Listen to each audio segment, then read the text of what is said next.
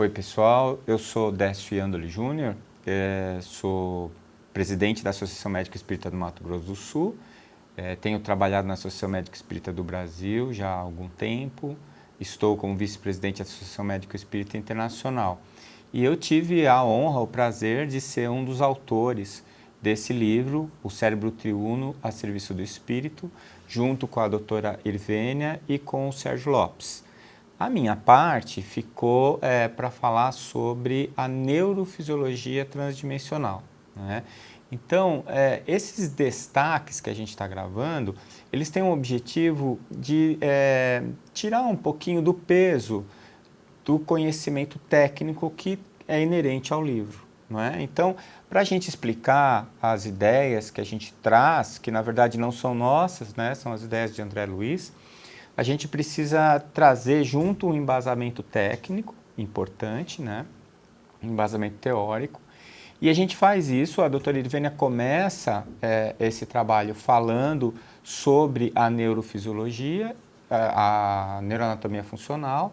Eu falo da neurofisiologia e depois o Sérgio, ele vem falar dos conceitos morais, das leis morais, tá? Bom, na verdade, se a gente for ver direitinho, a doutora Irvênia está falando o que nós estamos falando, né? Que é a parte mais da anatomia. Eu vou falar como, que é a fisiologia, que é como funciona. E o Sérgio fala por quê. Por que que essas coisas são do jeito que são. Que é a aplicabilidade moral, né? Que em última análise está ligada à evolução moral dos espíritos, né? Esse é um primeiro aspecto. O segundo aspecto, que eu acho bastante importante, que foi muito motivador para a gente fazer esse trabalho, é a gente conseguir juntar conhecimento que foi amealhado, por exemplo, por Wilder Penfield, que é um grande nome da neurociência. Todo mundo que estudou neurofisiologia, seja nas áreas da saúde, medicina, enfermagem, odonto, estudou o homúnculo de Penfield, né, ou os homúnculos de Penfield, quando fala da representação motora ou da representação sensorial no córtex. O Penfield foi um grande neurocirurgião e ele deu o ponto de partida, né, o start para todo o conhecimento de neurofisiologia. E também o Dr. Paul MacLean. Para a gente ter uma ideia de quem foi o Dr. Paul MacLean, foi ele que conceituou o sistema límbico. Todo mundo fala tanto de sistema límbico, né? São um conjunto de estruturas neurais que expressam as nossas emoções. Então, se você pega Wilder Penfield, você pega Paul MacLean, que vieram já nesse século, e a gente pega uma psicografia feita por Chico Xavier, que era um homem que não tinha nenhuma formação acadêmica oficial ou formal, e a gente descobre que o André Luiz, através de Calderaro, né, que era o orientador que ele relatou no livro Mundo Maior, e esse conhecimento do André Luiz todo ter sido confirmado e ampliado por esses autores que são hoje a base da aceitação da neurofisiologia, isso é uma coisa muito empolgante e muito importante, né? É necessário que as pessoas saibam disso, principalmente as pessoas que não fazem parte do meio acadêmico, né? São as pessoas que têm assim, um certo preconceito com o conhecimento espiritual, que não querem misturar as duas coisas. E para o pessoal da área acadêmica, porque eles vão perceber que existe sim um fundamento científico racional bastante importante, bastante forte, né? Então, basicamente, esse é o panorama geral que eu vejo dessa obra, O Cérebro Triuno a Serviço do Espírito. A gente fazendo uma ponte entre a ciência e a espiritualidade, a gente fazendo uma ponte entre o conhecimento científico que foi revelado por Chico Xavier e por André Luiz, né? Porque o conhecimento, a gente sabe, na obra do André, não era um conhecimento do André, mas ele foi quase que um repórter, né? Trazendo esse conhecimento de grandes sábios, e o Calderaro é um deles, e a gente fazer isso de uma maneira que a gente contextualize com a ciência atual, para que as pessoas comecem a ver isso de uma maneira diferente. Muito bem, o que a gente vai falar inicialmente? A gente vai falar da neurofisiologia transdimensional.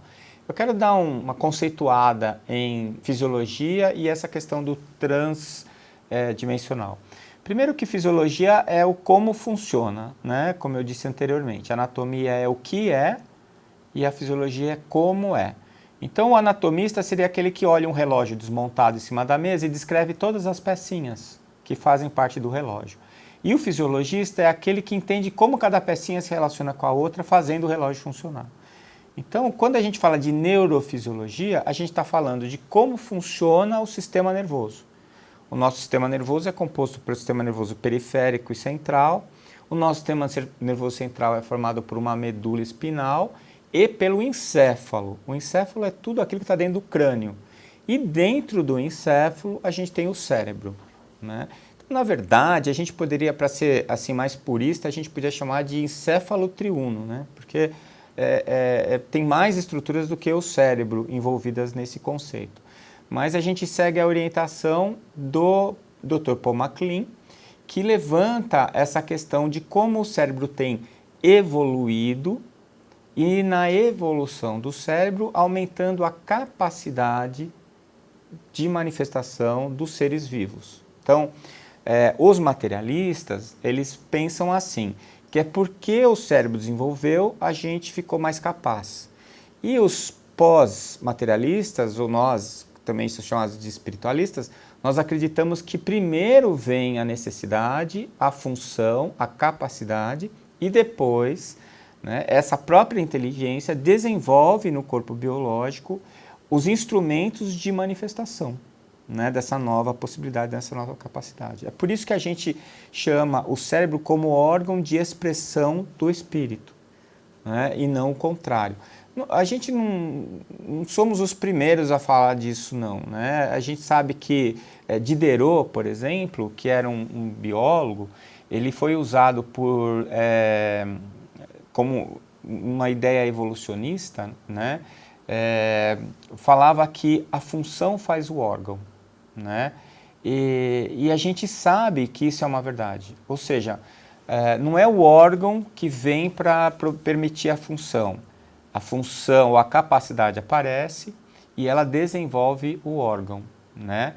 Então, Jean-Baptiste Lamarck usou esse aforisma de Diderot, a função faz o órgão, para dizer que as estruturas biológicas que a gente observa nos animais e na vida no planeta, elas não são por acaso, né? Então, o grande exemplo é o pescoço da girafa. Quem já viu uma girafa de perto deve ter parado para pensar, que estranho, né? Que bicho esquisito, com esse pescoço enorme. Para quê?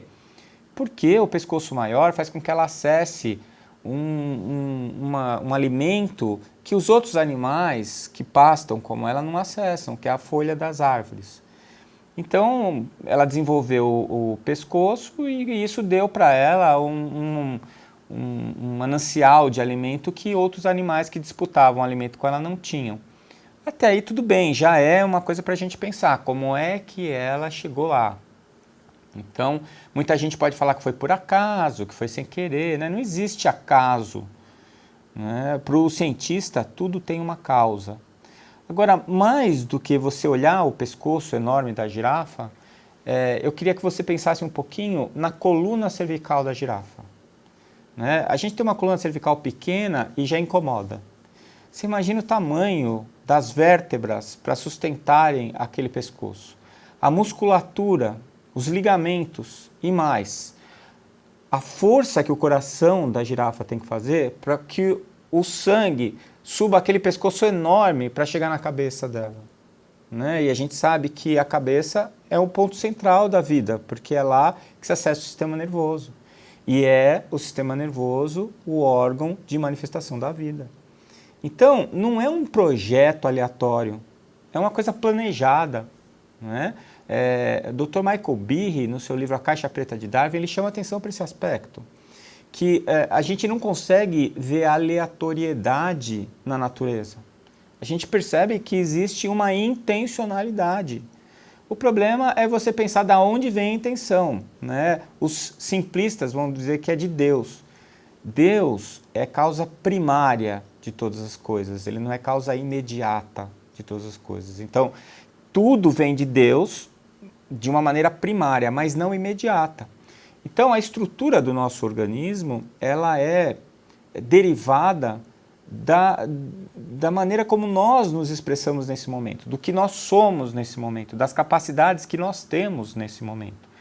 E não por acaso, o nome de um dos livros do André Luiz é Evolução em Dois Mundos. Né? Porque a evolução ocorre em dois mundos. A experiência aqui na Terra traz demandas que são aprendidas pela inteligência, e essa inteligência evoluindo faz evoluir também o corpo biológico. Né? Então, quem transforma o corpo é a inteligência, mas quem força a inteligência a se transformar é o corpo. Então, a gente evolui em dois mundos. E essa evolução em dois mundos, esse processo evolutivo, é que faz com que as coisas se transformem, né? Com que novas coisas apareçam. E a base desse conhecimento do cérebro triuno é essa, a evolução do sistema nervoso central. Como as coisas começam com gânglios neurais, que são neurônios que se associam, esses gânglios se associando para formar uma notocorda, essa notocorda criando uma encefalização, que é o crescimento de uma cabeça, essa cabeça criando um primeiro andar, que é o tronco encefálico, que vai comandar funções básicas como a respiração, batimento cardíaco, pressão arterial, os reflexos de defesa.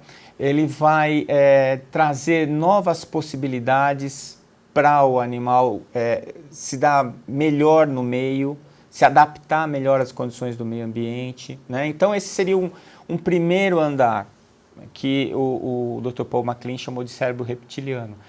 E aí você percebe que o animal, lutando para sobreviver, foi desenvolvendo essas estruturas que foram trazendo uma eficiência, uma eficácia nesse controle. Né? Depois a gente vai para um segundo andar em que nós já vamos ver, por exemplo, o aparecimento do sistema límbico, a gente vai ver as estruturas que permitem a relação com o meio e com outros animais. Né? Então, o desenvolvimento do sistema sensorial, o desenvolvimento da percepção do outro, o desenvolvimento de percepção de estímulos como sabores, cores, os cheiros, né? E assim por diante. Então, a gente vê que existe um degrau, né? Degraus que são galgados, que vão sendo ascendidos a cada momento do processo evolutivo. E mais do que isso, a gente percebe que não é aleatório, que é um mesmo modelo para todos os seres vivos do nosso planeta. Você pode observar que as questões fisiológicas, biológicas, evolucionistas, tudo que a gente analisa em questão da vida no planeta segue um mesmo padrão, uma mesma regra, um mesmo programa. Né? Então é por isso que o Dr. Paul MacLean chamava o cérebro inicial de cérebro reptiliano, porque ele percebeu que esse cérebro se estabilizava nos répteis. Então, os répteis também estão no mesmo processo evolutivo como nós estamos, e eles estão utilizando os seus aprendizados, as suas conquistas no ambiente, para desenvolver as suas estruturas neurais. E essas estruturas vão aparecendo na medida em que nós vamos sendo capazes de usá-las. O Calderaro, ele fala lá em 1947, através do Chico, que o sistema nervoso é o elemento de comunicação entre a inteligência e o meio. E esse meio, esse sistema de comunicação, esse elemento de comunicação, ele é fundamental. O que é que faz um animal sobreviver na natureza? A sua capacidade de adaptação ao meio. Se esse animal não se adapta, ele morre, fenece. Então, qual que é o animal mais forte? Qual é a espécie que sobrevive mais tempo? É aquela que tem maior capacidade de adaptação. Então, nenhum de nós gosta muito de barata, né? Geralmente a gente tem um certo asco de barata. Mas a barata é um animal que tem uma grande chance de sobrevivência. Por quê? Porque ela tem uma alta capacidade de adaptação. Então, ela come o que tiver disponível. Ela sobrevive em qualquer ambiente, por mais inóspito que possa parecer. Então, quando a gente está falando de capacidade de adaptação, a gente está falando de uma percepção de mudança na condição do meio. E essa percepção gerando uma resposta que faça com que aquele animal mude alguma característica do seu comportamento para que ele possa se adaptar àquela mudança do meio. Então, vejam bem, o meio muda, o animal percebe a mudança e se adapta a ela. Quem que faz com que a gente capte essas mudanças. Quem que é que nos dá a possibilidade de perceber uma alteração e proceder uma mudança? É o sistema nervoso. Né? Então, esse é o ponto básico, né, que Calderaro chama atenção. Outra coisa que é muito importante a gente ressaltar é que essa percepção ela é particular de cada um de nós, entende? Então, o nosso sistema nervoso ele tem uma capacidade de percepção que ela é proporcional, né? Ela não ela é geométrica, não é aritmética. Então, por exemplo, se você vai tomar um cafezinho e eu coloco o café para você, você está acostumado a colocar 2 colheres de açúcar no café. Você coloca, mexe, experimenta e acha que o café está bom de açúcar. Eu te dou um doce para você comer, um chocolate, você come o chocolate, quando você vai tomar o café de novo, o café ficou sem açúcar. Na verdade, o chocolate tirou o açúcar do café? Não. O que aconteceu? Aconteceu que a quantidade de açúcar que tem no chocolate é maior do que a que tem no café. E no momento em que eu fui tomar o café, depois que eu comi o chocolate, eu percebo o café menos doce que o chocolate. Então, eu não sei se vocês perceberam, mas a gente não tem a percepção dos valores absolutos. A gente só percebe valores relativos. É a mesma coisa o quente e o frio, né? Se você colocar a sua mão numa bacia com água morna e a outra mão numa bacia com água gelada, você fica 1 minuto com a água quente na mão direita e a fria na mão esquerda. Quando você tirar as duas e colocar na água a temperatura ambiente, para a sua mão direita, que estava na água quente, a temperatura ambiente vai ser fria. Para a sua mão esquerda, que estava na água gelada, a água na temperatura ambiente vai ser quente. Então aí você pergunta, a água da temperatura ambiente está quente ou está fria? E a pessoa fica confusa, ela começa a dar risada. Por quê? Porque para uma mão está fria, para a outra mão está quente. O que é que realmente está acontecendo no ambiente? O que é absoluto? O que é verdadeiro?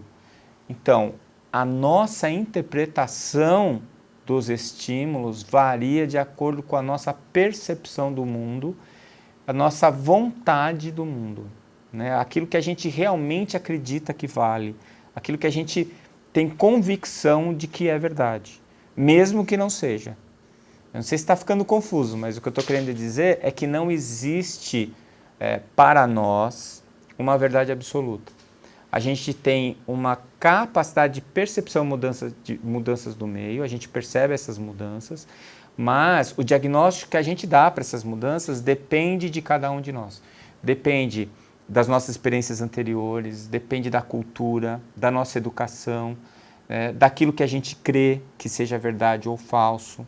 Né? Então é muito comum, numa região do Brasil, gostar de um prato específico que em outra região do Brasil ninguém gosta. Né? Por quê? Porque criou-se uma cultura de que aquilo é bom num determinado lugar e que é ruim em outro determinado lugar. Todas as nossas experiências, elas são guardadas na nossa memória junto com um pacote de percepções. Então, eu sempre costumo dizer isso. Por que a comida da sua mãe é sempre melhor do que a comida de qualquer outra pessoa? Todo mundo sempre fala assim, minha mãe fazia um feijão que era uma delícia, minha mãe fazia uma comida... Porque aquele sabor que você sentia quando você comia a comida da sua mãe, que era um sabor novo, que você estava experimentando, né, enquanto você crescia, ele veio junto com um pacote que trazia o carinho dela por você, a atenção dela por você, o cuidado dela por você. Então, aquele sabor, do jeito que ela fazia, ficou associado a uma série de percepções adequadas, boas, agradáveis, e faz com que você lembre da comida dela como sendo a melhor comida do mundo. É por isso que toda mãe cozinha bem. Não é? Se você vai na casa do seu amigo, às vezes ele fala que a mãe dele faz uma comida ótima, você come e não vai gostar, porque você gosta da comida da sua mãe. Então veja, o que é bom e o que é ruim, o que é frio e o que é quente, o que é dor e o que é prazer, tudo depende da forma como você avalia. E isso está relacionado ao instrumento que você está usando para perceber, que é o sistema nervoso, e a interpretação que você vai dar para esse estímulo. Né? Então, eu não sei se ficou mais confuso, não sei se eu estou aqui para esclarecer ou para confundir, mas na verdade é que parece muito confuso. Por quê? Porque a gente chama isso de realidade. E não tem nada de real. É uma interpretação que a gente faz de uma modificação do meio. E isso pode estar ligado a uma conexão que é real mesmo, porque a realidade existe, a gente só não é capaz de perceber ela, né? Ou se realmente a gente está criando aquela percepção de acordo com as nossas necessidades, os nossos desejos e o nosso padrão, né, de funcionamento neural. E que vai mudando de encarnação para encarnação, né?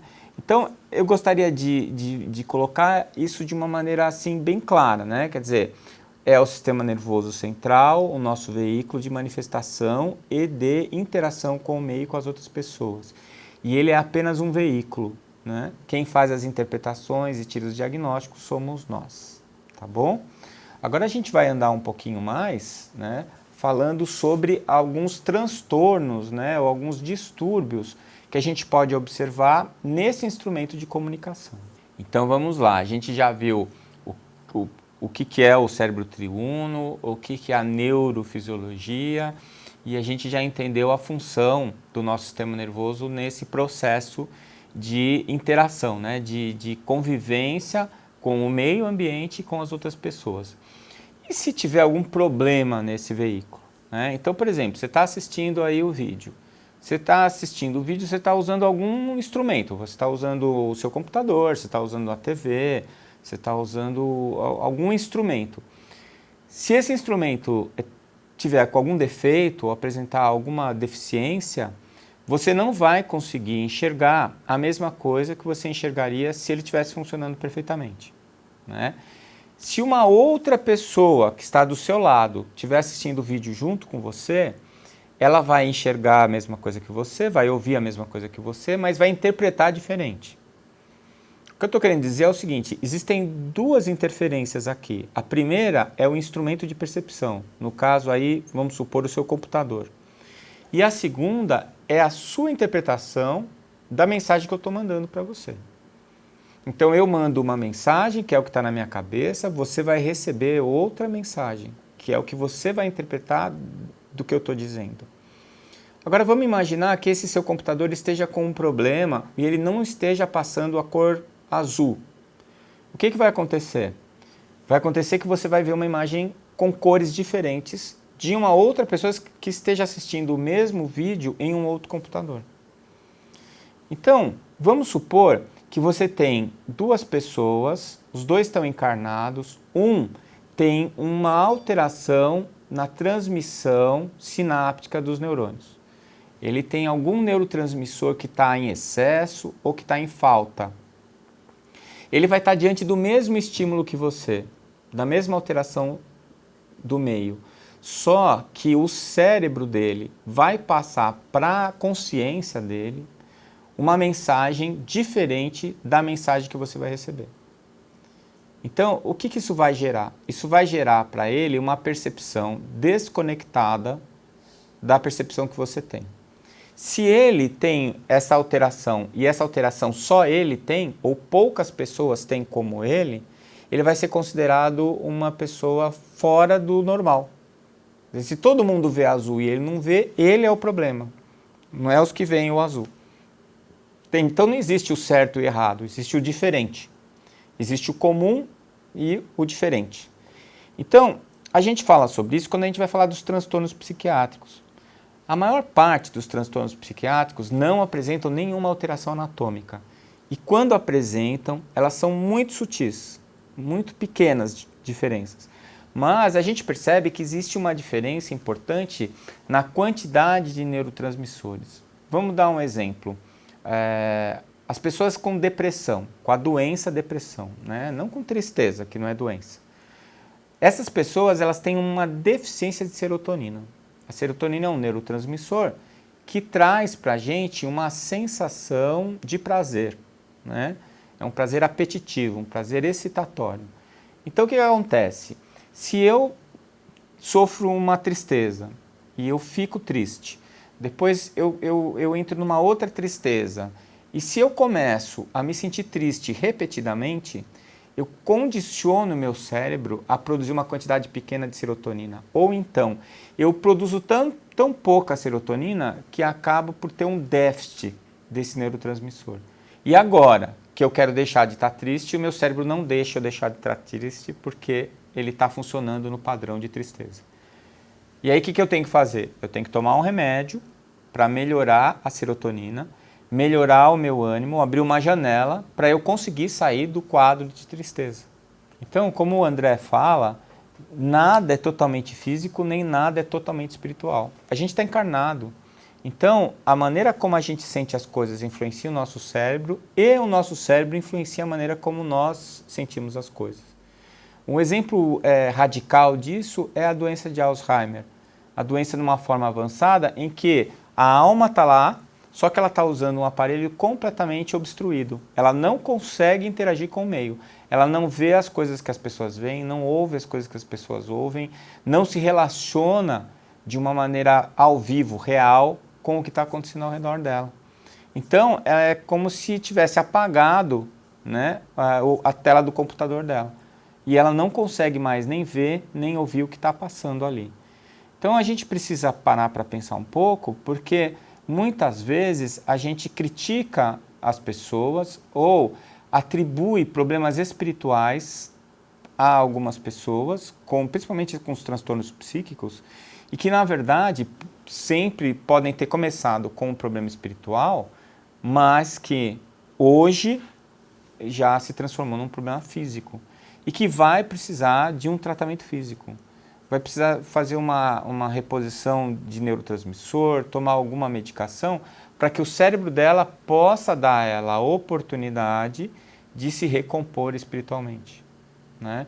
Agora, se você só dá o remédio e a pessoa não tem intenção de se recompor, não vai funcionar. E se a pessoa tem intenção de se recompor, mas não tem o remédio, o cérebro dela também não vai deixar ela se transformar.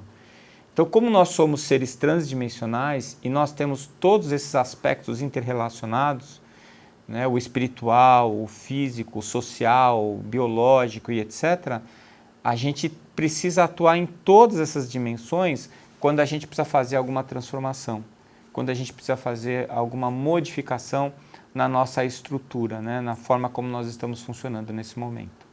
Então, a gente precisa ter essa noção para que a gente possa entender como as coisas funcionam. E isso vai fazer com que a gente perceba também a forma como nós evoluímos, né? Aquilo que a gente estava falando anteriormente. Quer dizer, eu vou desenvolvendo a minha possibilidade, a minha capacidade, e a partir disso eu vou adquirindo um instrumento que me dê mais capacidade. Então, se você pegar uma pessoa que só sabe, por exemplo, usar o computador para mandar e-mail. É a única coisa que ela sabe fazer no computador, mandar e-mail. O que adianta eu dar um computador de último tipo, super veloz, com uma placa de vídeo maravilhosa, cheio de memória, se ela não vai usar? Entende? E por outro lado, se você tem um hacker, você dá um computador modesto para ele, ele consegue tirar 110% das funções do computador, né? E ele vai pedir um computador melhor, porque ele tem sobrando a capacidade e faltando a estrutura. Então, às vezes, a gente para olhar, não tem como eu afirmar isso, mas eu percebo bastante isso. Às vezes eu percebo pessoas que estão usando um computador mais veloz do que a capacidade delas de usar. E às vezes a gente conhece pessoas que têm mais capacidade do que aquele cérebro está podendo dar para elas, né? E nas duas coisas, essa distócia, ela gera algum sofrimento, alguma dificuldade, né? E nas duas maneiras tem como a gente corrigir isso, né? Primeiro, porque existe a neuroplasticidade. E mesmo que o meu cérebro de início tenha alguma dificuldade, se eu tiver um ponto de partida ruim, geneticamente falando ou nutricionalmente falando, se eu tiver uma grande capacidade desenvolvida, eu consigo fazer com que os meus neurônios se desenvolvam mais do que se eu não tivesse essas capacidades. E o inverso é verdadeiro, né? Se eu não uso as minhas capacidades, elas vão sumindo, eu vou perdendo, né? É a chamada lei do desuso, que em neuroplasticidade também é verdadeira. Então, quando eu tenho uma área cerebral desenvolvida para determinada função e eu deixo de usar aquela área cerebral, durante um período muito grande, eu vou perdendo a capacidade de desenvolver aquela função. porque aqueles neurônios vão se desorganizando, né? E isso mostra essa estrutura transdimensional que vai criar a estrutura neuronal e a estrutura biológica e fisiológica que faz com que a gente possa se relacionar com o meio ambiente. Então, a gente já falou do cérebro como interface, né? A gente trouxe alguns aspectos do funcionamento e da relação com o meio. E agora a gente vai falar um pouquinho já desses 3 andares, como colocou Calderaro, como colocou o Dr. Paul MacLean. Então, a gente teria esses 3 andares que seriam estágios do desenvolvimento do nosso sistema nervoso. Então, o primeiro andar também é relacionado ao passado. Por que passado? Porque o início da manifestação das inteligências, elas vêm como instinto. Eu gosto de chamar de instinto, eu gosto de definir instinto como sendo inteligência automática. É assim, é um padrão de resposta pré-fabricado. Se você pisa num prego, você tira o pé do prego e grita de dor, não é? Quer dizer, você faz isso antes de tomar consciência que você pisou num prego. Quando você se sente ameaçado, você tem uma descarga de adrenalina, você aumenta a sua frequência cardíaca, aumenta a sua pressão arterial e você fica pronto para correr ou lutar, né? Vasoconstrição periférica, porque se você for ferido você vai sangrar menos. Tudo isso é inteligente, são respostas programadas, mas é uma inteligência automática, isso não passa por uma análise da minha consciência, isso é quase que automático, não é quase, é automático, e é o que a gente chama de instinto. Então você fala assim, instintivamente eu pulei e por causa disso o carro não me pegou. Quer dizer, você teve uma percepção de risco, de perigo, e o seu instinto te salvou, porque fez com que você fizesse tivesse uma ação muscular, né, um movimento muscular para se salvar. Isso vem antes de qualquer outra coisa, porque não tem como você se desenvolver se você não tiver a sua capacidade de manutenção, né, da sua existência, de manutenção da sua vida. E isso vai um pouquinho além quando a gente fala da reprodução. Por quê? Porque se você está encarnando em uma espécie e essa espécie entra em extinção, onde é que você vai encarnar? Né? Então, a reprodução não deixa de ser uma autopreservação também. É um processo, um sistema que preserva o indivíduo e a espécie a qual o indivíduo faz parte. Então veja lá, o nosso primeiro andar é esse andar que a gente chama de passado, porque ele foi o primeiro a começar. Ele veio antes do segundo andar, né? E ele traz assim os hábitos, os impulsos automáticos, aquilo que a gente chama de passado e que em nós está muito incluído no que a gente chama de subconsciente, tá? Depois vem o segundo andar. O segundo andar está muito ligado às nossas conquistas atuais, está ligado à nossa vontade expressa, está ligado ao nosso consciente. E ele está relacionado principalmente à nossa capacidade de se relacionar com outras pessoas e com o meio ambiente.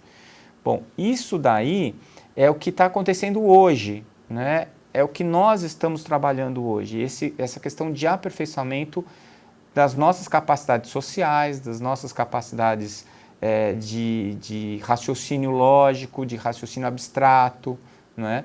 E é o que a gente chama de presente. Isso está no segundo andar. Então, para eu construir o primeiro andar, eu preciso ter o segundo andar, eu preciso ter o primeiro andar. Não tem como eu construir o segundo andar antes do primeiro, e não tem como eu fazer desaparecer o primeiro depois que eu construir o segundo.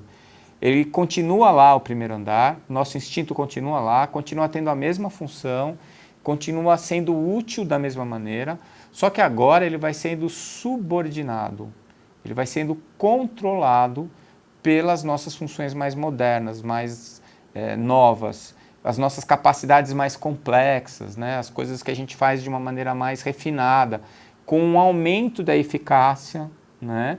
Porque a gente gasta menos energia para produzir a mesma coisa.